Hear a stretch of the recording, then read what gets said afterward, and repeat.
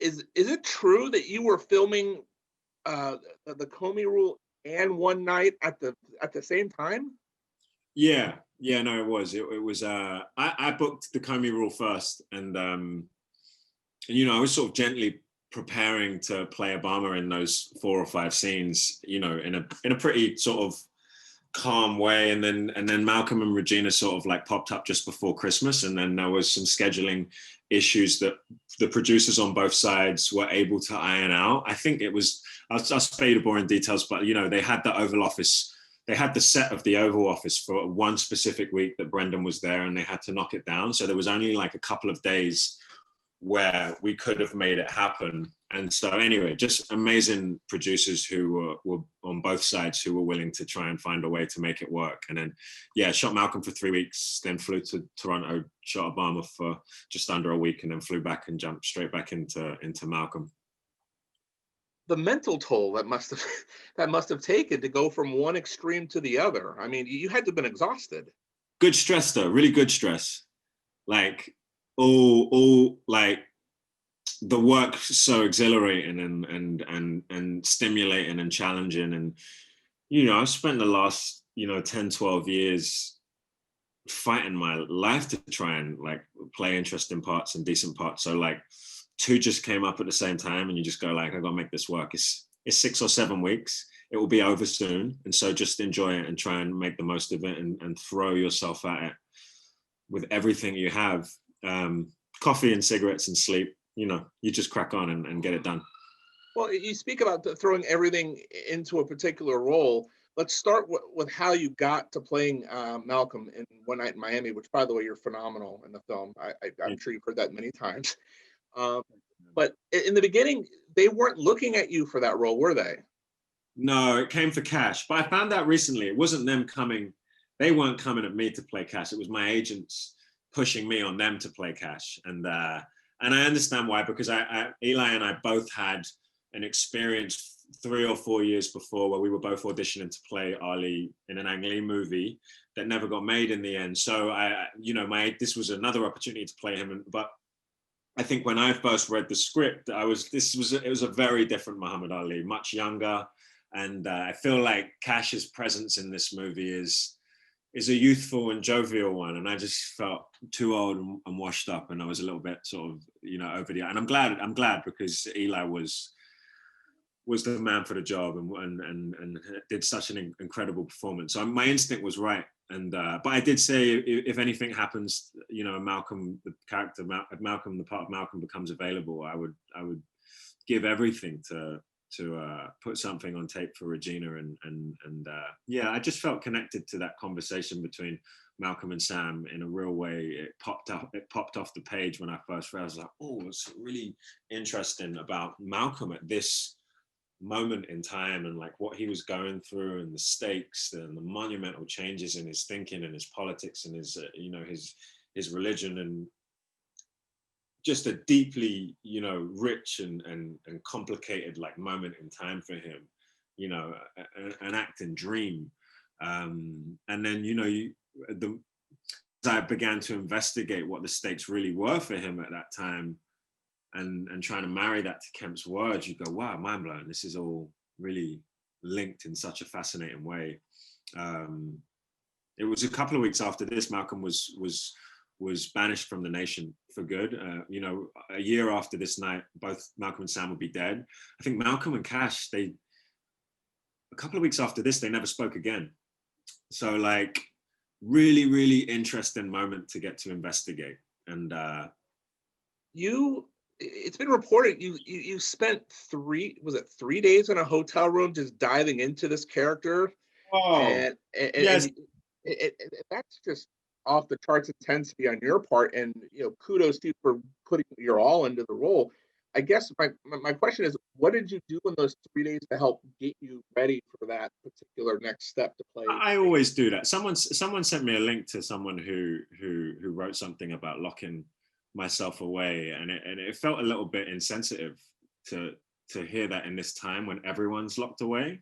I just want to clear that up, because like I do that for if ever an audition comes in that I get I'm excited about or I'm passionate about, I will always say to my agent, like, I'm turning my phones off, and I'm staying in my, like, I lock off all connection with the world and just try and dive in, because these audition tapes, like, you know, they take time and energy, and really, really important and powerful decision makers are going to see them.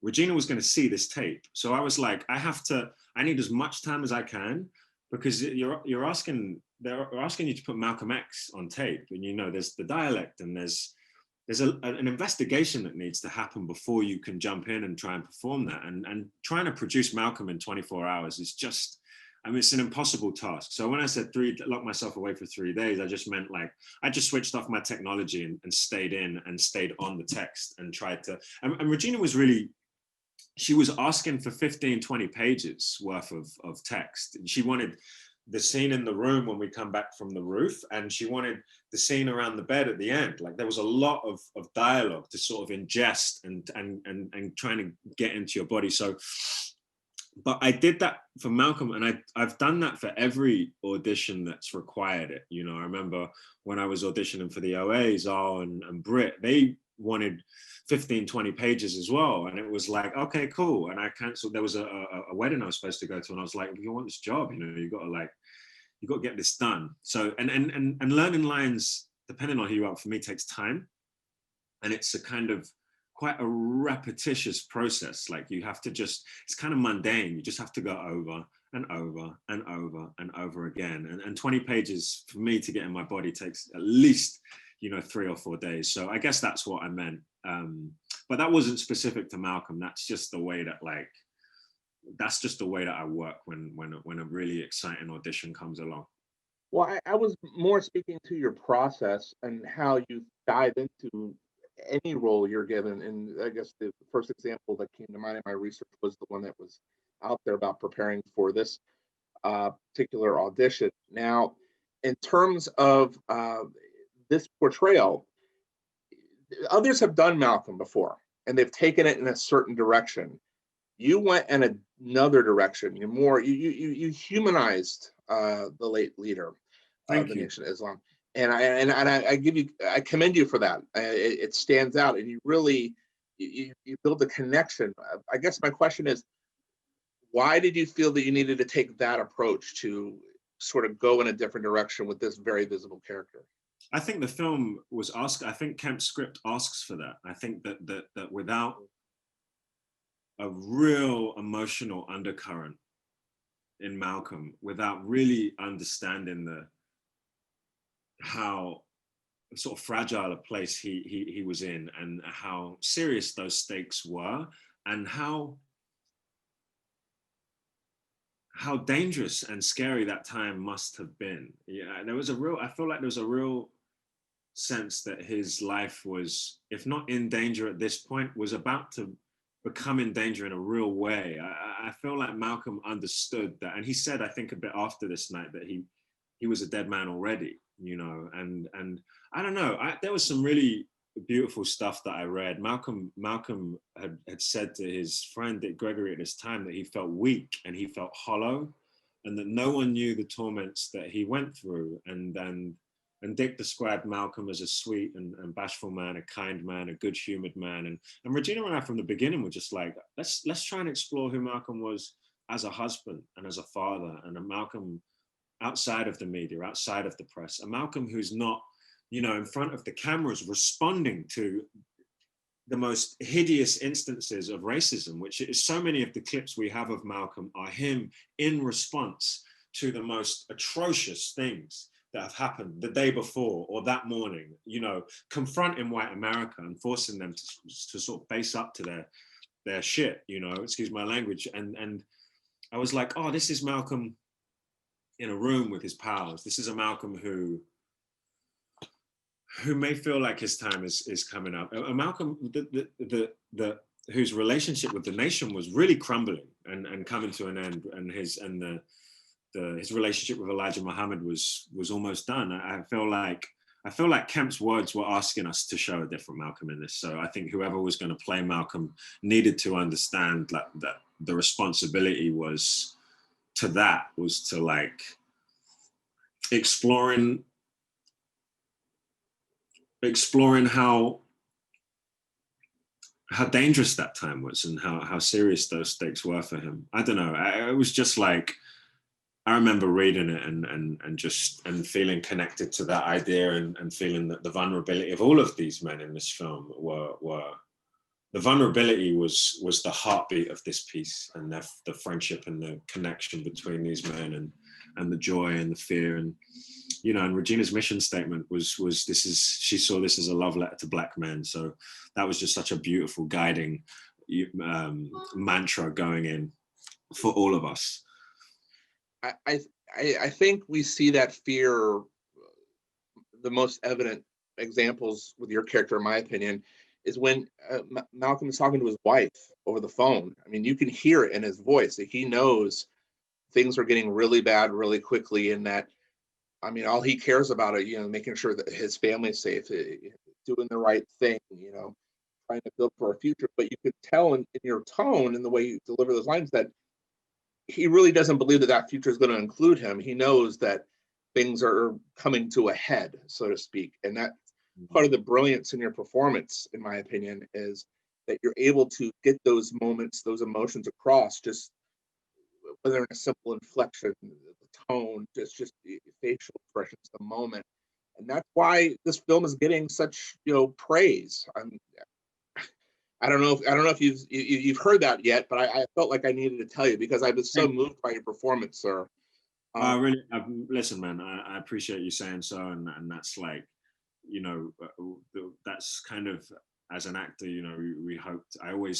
My hope as an actor is that I want to be involved and try and create work and be in scenes and play characters that are emotionally engaging and that we can sort of meet and find some sort of truth that people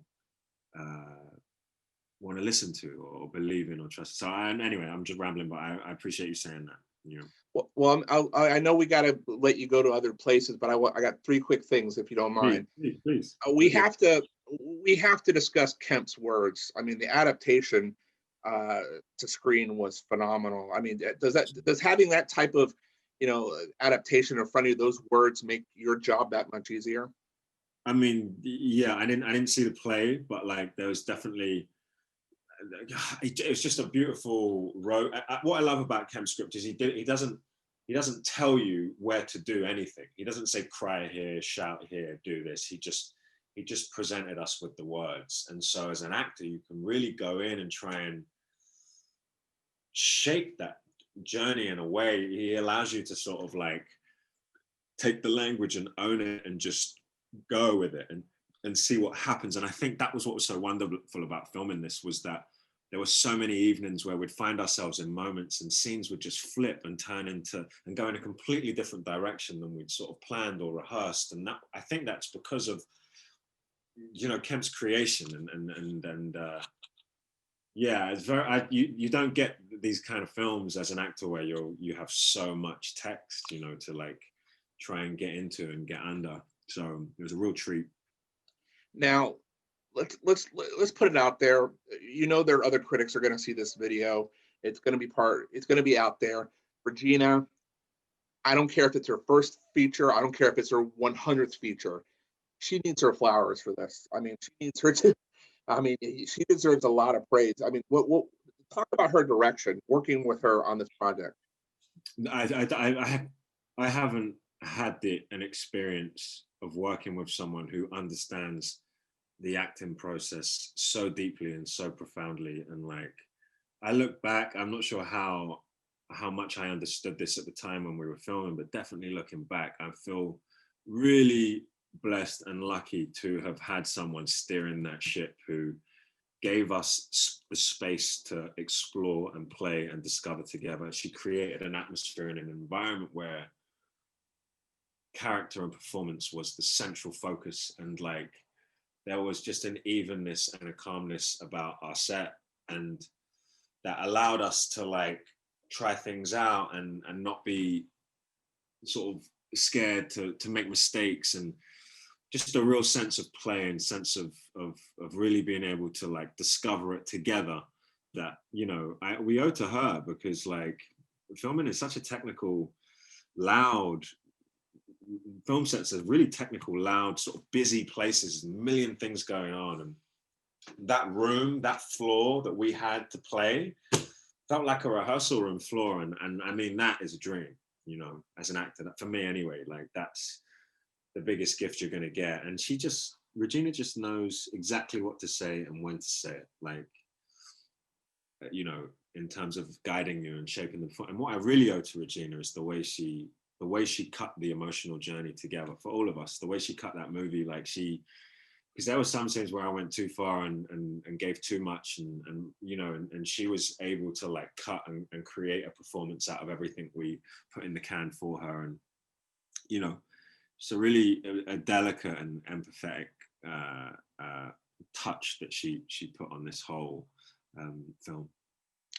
I kind of felt Regina was sort of the artist.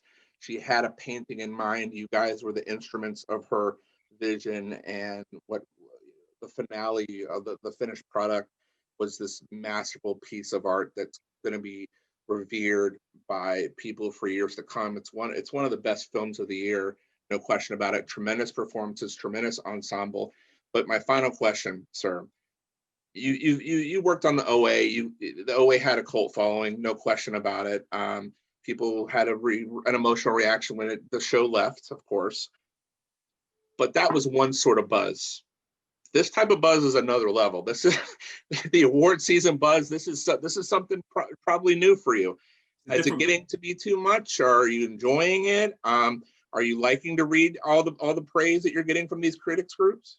Do you know what? It's great to be in something that I feel like is gonna reach people, and people are gonna be able to see, like, there's gonna be eyes on this. And you know, as an actor, you want to be in things that you want to be in great stories and play great characters and work with great directors and the best actors and you know, but you want people to see the work. You know, you want these stories to get into people's homes, and you want people to go to the movie theaters and see the stuff. So yeah, it's just great. Like, it's amazing to be connected to not only someone as talented as Regina, but the status and the respect that she, you know, has in this industry is, I mean, it's monumental. And like, get to be a part of that for a little while and experience, you know, being on her journey with her. And you know, she's making history, and I hope she continues to you know, to go on and make some more history. And she's a shining light and a beacon for Black women, and just for women in general. Like, she's making huge strides. So like, it's a real buzz to be a part of that. And also, like, just on a collaborative sort of level, me and Regina really connected as actor and director, and I'm sure and I hope we will work together again, because we get on so well, and we have a really a connected sense of taste. So yeah, that's all. It's awesome. It's all good. I think I'm just going to go out on a limb that you might not want to make any plans around, say, April or March, that type of area. There's some award ceremonies going on. I don't want to jinx you. I think you're going to be busy. You might want to look into getting a tux. Just throwing it out there. I know that you're getting a lot of buzz from the Critics' Choice Association, which I'm a member of as well. So Okay. I just, you know, you might not want to, you know, put some stuff down on the calendar. You might want to look into, you know, some award season attire, perhaps. I mean, I'm not one to suggest anything. I am wearing a jersey right now, talking to someone who's likely going to be nominated for an Academy Award. But so get my shoe polish out and my iron and my ironing board ready, just in case.